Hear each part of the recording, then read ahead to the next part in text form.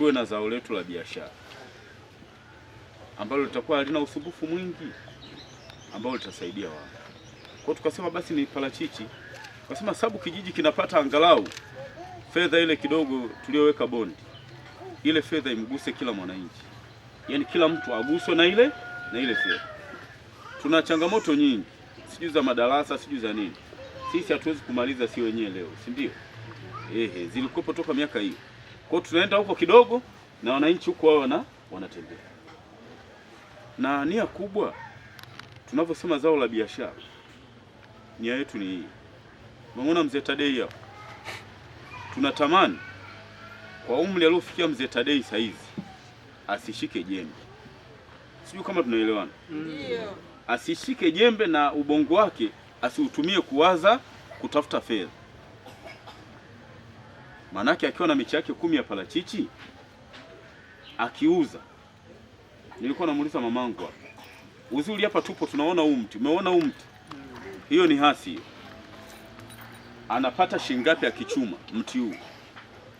Ameniambia 600,000. Mti huu hapo. Haupo mbali. Laki ngapi? 600,000. Simeona una matunda huu.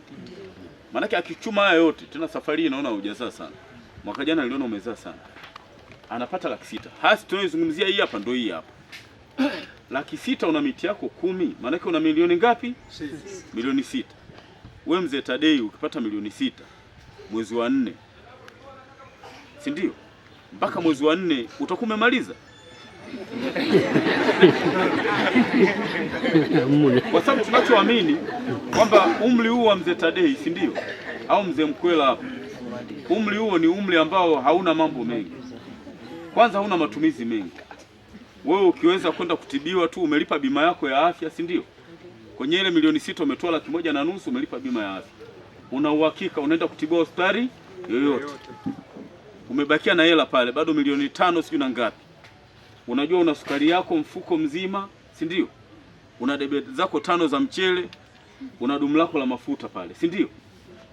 Kuna nini kingine? Mahindi tunalima.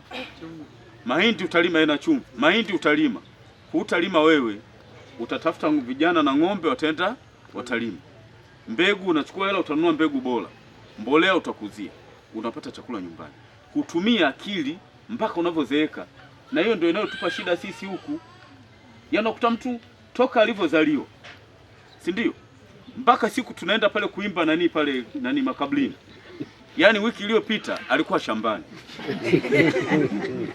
Sijui kama tunaelewana. Wiki iliyopita alikuwa shambani na watu tutasikia tulikutana shambani kule.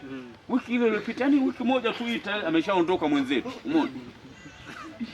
Lakini lazima tujue kwamba tuna muda wa kuandaa vitu vyetu. Wakati fulani tusipate shida kupata fedha. Leo utalima mahindi, umevuna, story imeisha. Parachichi hili ukilipanda mpaka mjukuu wako atakuja kufanyaje? Atakuja kula. Kwa hiyo sasa hizi mzee Tadei hapo, wewe unachokifanya unakuja kuchuma, wewe unakaa na kiti kama hapo. Mti si ndio huu? Unaangalia huko unachuma.